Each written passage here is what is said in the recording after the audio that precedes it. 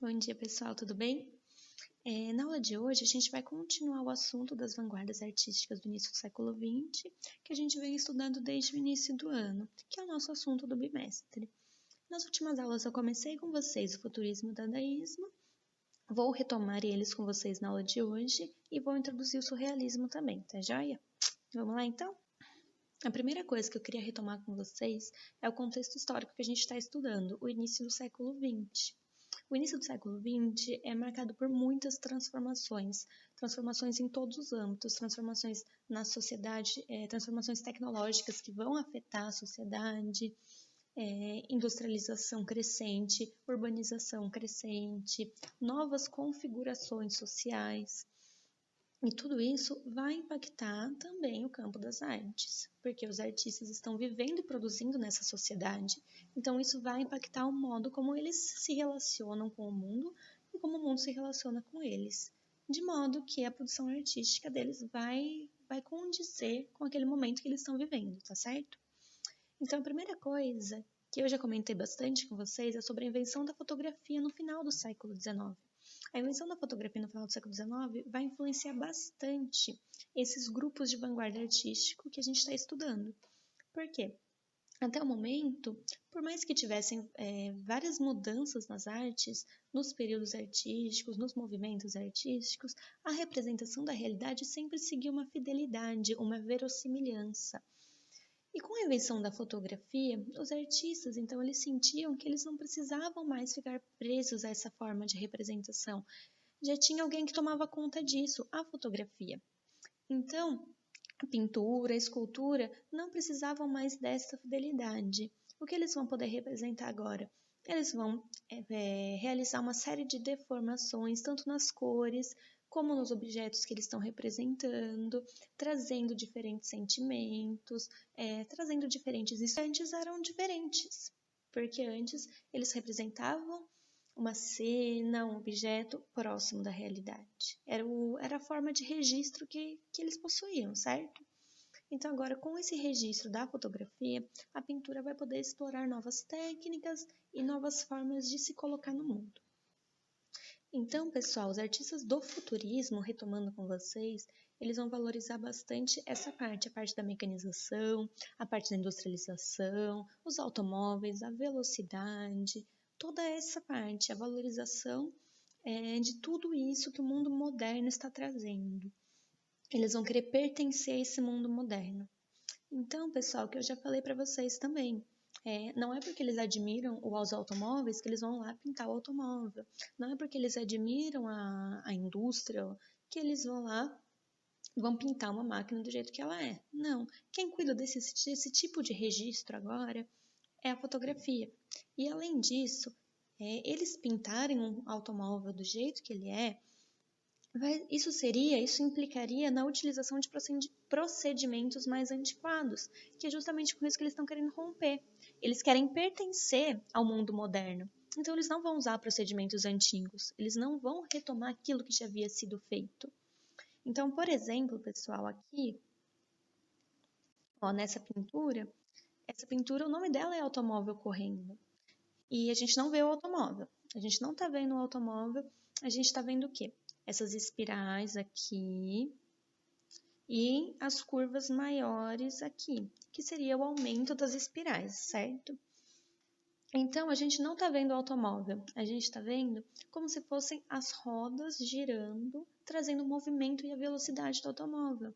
O que eles estão representando aqui é a velocidade. Os automóveis fazem parte da modernidade, mas o sentimento da modernidade ele é trazido pela velocidade e pela dinamicidade da vida moderna. Esse outro aqui, pessoal, essa outra pintura do cachorro na coleira. A gente está vendo aqui as patinhas do cachorro como se estivessem correndo, as perninhas da pessoa que está passeando o cachorro como se estivessem correndo. A gente sabe que o cachorro tem só 4 patas, não tem esse monte de pata. A gente sabe que ele só tem um rabo, não tem esse monte de rabo. Mas essa representação, ela demonstra a velocidade, ok?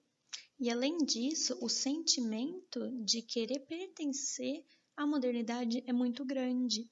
Então, por isso, eles vão negar tudo que foi feito anteriormente. Eles vão ser extremamente radicais nesse ponto. Eles vão negar toda a arte que foi feita anterior a eles, firmando a sua posição de que só a arte futurista é arte de verdade. Então, eles vão ser extremamente radicais, tá certo?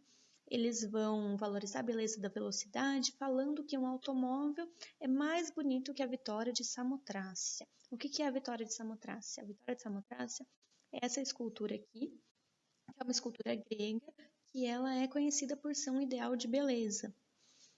Então, claro, aí na imagem vocês estão vendo, não tem braço, não tem cabeça, porque isso foi perdido ao longo do tempo. Depois que essa escultura foi encontrada, ela foi preservada, mas antes disso, ela sofreu infelizmente, essa deterioração com o tempo. E o que eu queria mostrar para vocês aqui é como a parte de panos, por exemplo, ela cai de um modo delicado, lembrando que essa escultura é feita em pedra, num material muito bruto, que o artista que realizou essa escultura, ele conseguiu trazer uma leveza muito grande para um material que é bruto. O planejamento, né? Planejamento, como a gente chama o caimento dos panos, é muito delicado, é muito detalhado, a asa é muito detalhada também. Então, os artistas vão falar que um automóvel é mais bonito que essa escultura, que é conhecida por ser um ideal de beleza. Isso mostra a posição radical deles. Isso mostra como eles estão preocupados em firmar a arte futurista em pertencer à modernidade. Aqui, ó, por exemplo, eles vão chamar os museus de cemitérios. Então, eles vão ser extremamente radicais nesse ponto, tá certo? E fazendo um paralelo com a Vitória de Samotrácia, a escultura, a obra de arte mais representativa desse momento é essa escultura. Essa escultura que a gente vê o caráter bruto mesmo do objeto, a gente vê o material industrial sendo utilizado, porque antes, nas esculturas antes das vanguardas, eles procuravam esconder o material. Então, a pedra não parecia pedra, tinha que parecer uma coisa leve, uma pessoa de verdade, o caimento do pano, toda essa leveza, como se fosse próximo da realidade. Os artistas da vanguarda, pelo contrário, eles estão preocupados em mostrar qual é aquele material. Porque vocês viram que a escultura que eu mostrei antes era uma escultura feita em mármore, feita em pedra, escondendo mesmo esse caráter do material. E aqui, essa é uma escultura feita em bronze. Bronze é um material utilizado na indústria. Cobre, bronze, todos esses materiais são materiais utilizados na indústria, que eles vão se apropriar desses materiais no campo das artes. Então, eles não estão mais preocupados em esconder qual é o material, muito pelo contrário. Eles estão preocupados em evidenciar qual é esse material, deixar um acabamento mais bruto, tá joia?